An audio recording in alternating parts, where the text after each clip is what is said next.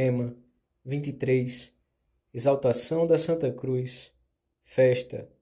Pontos a meditar. 1. Origem da festa. 2. O Senhor abençoa com a cruz os que mais ama. 3. Os frutos da cruz. A devoção e o culto à Santa Cruz, na qual Cristo deu a sua vida por nós, remonta aos começos do cristianismo. Na liturgia, aparece desde o século IV. A Igreja comemora hoje o resgate da cruz do Senhor pelo imperador Heráclio na sua vitória sobre os persas. Nos textos da missa e da liturgia das horas, a Igreja canta com entusiasmo a Santa Cruz, pois foi o instrumento da nossa salvação. Se a árvore, a cuja sombra os nossos primeiros pais pecaram, foi causa de perdição, a árvore da cruz é a origem da nossa salvação eterna. Pelo sinal da Santa Cruz, livrai-nos Deus nosso Senhor dos nossos inimigos. Em nome do Pai, do Filho e do Espírito Santo. Amém. Meu Senhor e meu Deus, creio firmemente que estás aqui, que me vês, que me ouves. Adoro-te com profunda reverência. Peço-te perdão dos meus pecados e graça para fazer com fruto este tempo de oração. Minha Mãe Imaculada, São José, meu Pai e Senhor, meu anjo da guarda, intercedei por mim.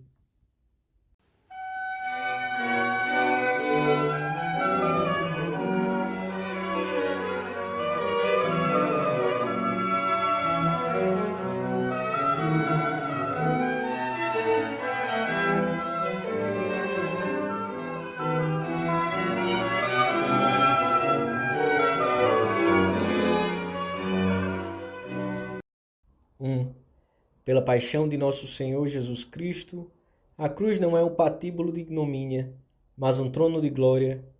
Resplandece a Santa Cruz, pela qual o mundo alcança a salvação. Ó cruz que vences, cruz que reinas, cruz que limpas todo o pecado. Aleluia! A festa que celebramos hoje nasceu em Jerusalém, nos primeiros séculos do cristianismo. Conforme um antigo testemunho, começou a ser comemorada no aniversário do dia em que foi encontrada a cruz de Nosso Senhor. A sua celebração estendeu-se com grande rapidez pelo Oriente e pouco depois por toda a cristandade. Em Roma, era particularmente solene a procissão que, antes da missa, se dirigia de Santa Maria Maior a São João de Latrão para venerar a cruz.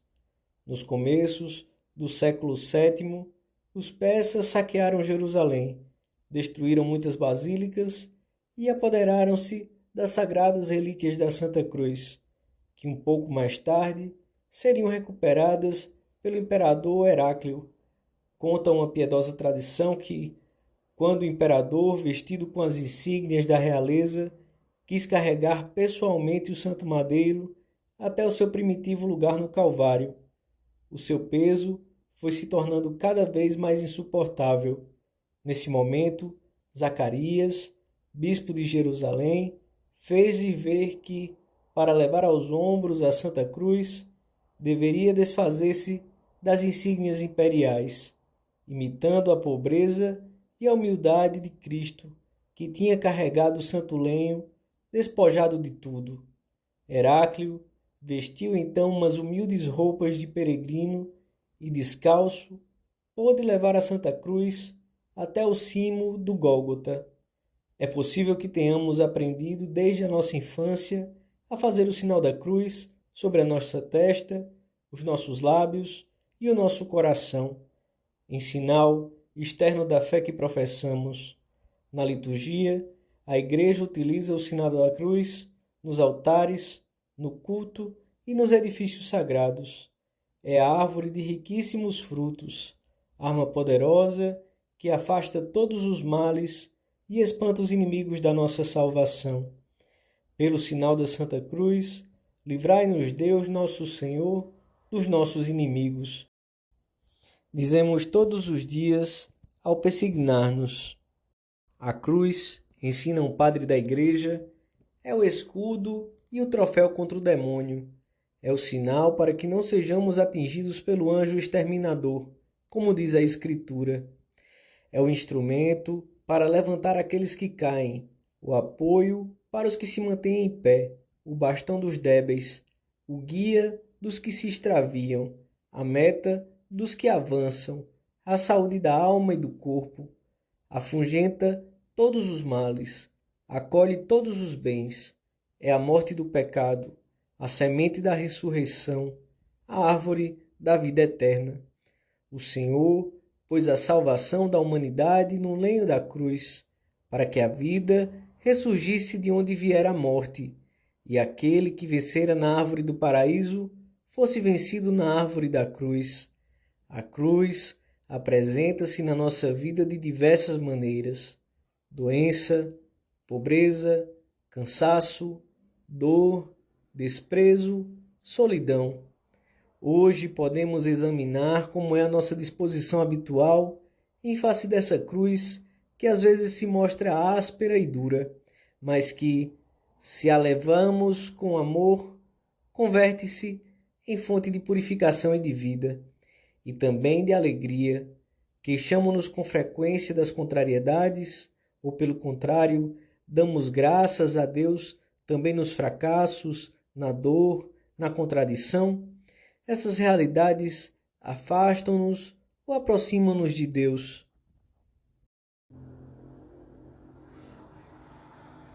2. A primeira leitura da missa narra-nos como o Senhor castigou o povo eleito por ter murmurado contra Moisés e contra Deus ao experimentar as dificuldades do deserto. Enviou-lhes serpentes que causavam estragos entre os israelitas.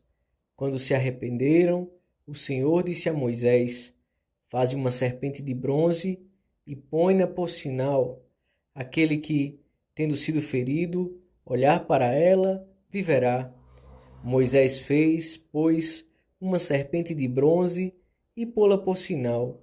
E os feridos que olhavam para ela ficavam curados.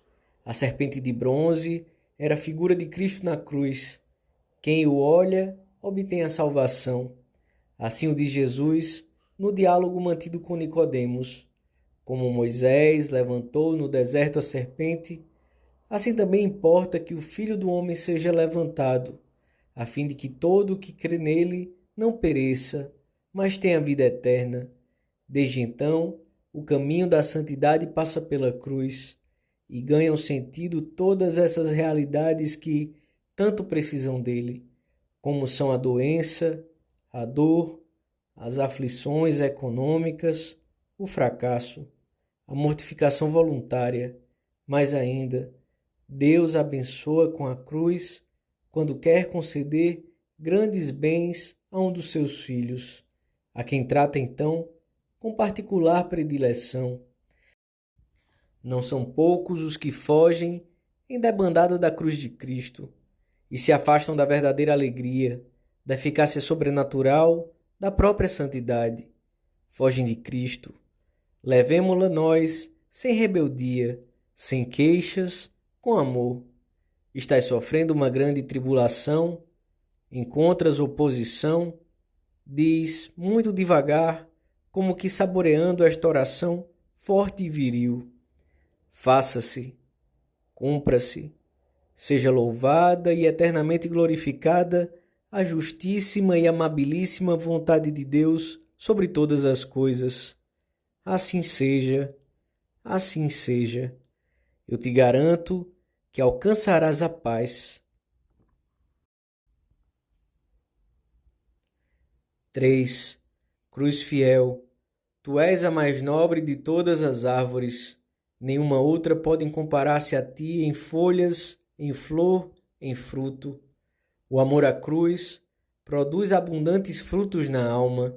Em primeiro lugar, leva-nos a descobrir Jesus, que sai ao nosso encontro e carrega sobre os seus ombros a parte mais pesada da contradição. A nossa dor, associada do Mestre, deixa de ser o mal que entristece e arruína e converte-se em meio de íntima união com Deus. Se sofres, submerge a tua dor na dele, diz a tua missa.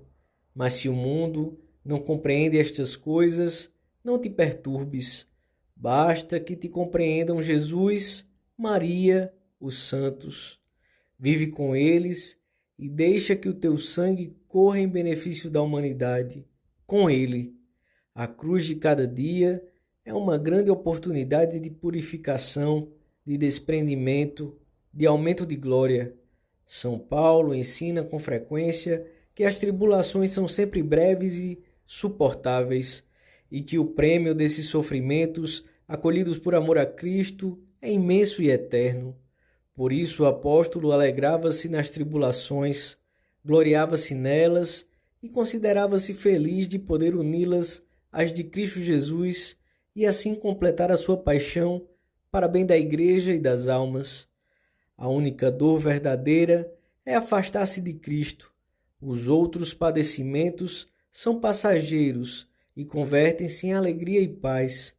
Não é verdade que, mal deixas de ter medo à cruz, a isso que a gente chama de cruz, quando pões a tua vontade em aceitar a vontade divina, és feliz e passam todas as preocupações, os sofrimentos físicos ou morais? É verdadeiramente suave e amável a cruz de Jesus. Não contam aí as penas, só a alegria de nos sabermos corredentores com Ele. O trato e a amizade com o Mestre ensina-nos, por outro lado, a ver e enfrentar as dificuldades que se apresentam com um espírito jovem e decidido, sem nenhum assomo de tristeza ou de queixa. À semelhança dos santos, encararemos as contrariedades como um estímulo, como um obstáculo que é preciso transpor neste combate que é a vida. Essa disposição de ânimo alegre e otimista, mesmo nos momentos difíceis, não é fruto do temperamento ou da idade. Nasce de uma profunda vida interior, da consciência sempre presente da nossa filiação divina. É uma atitude serena que cria em todas as circunstâncias um bom ambiente à nossa volta, na família, no trabalho, com os amigos, e constitui uma grande arma para aproximarmos os outros de Deus. Terminamos a nossa oração junto de Nossa Senhora.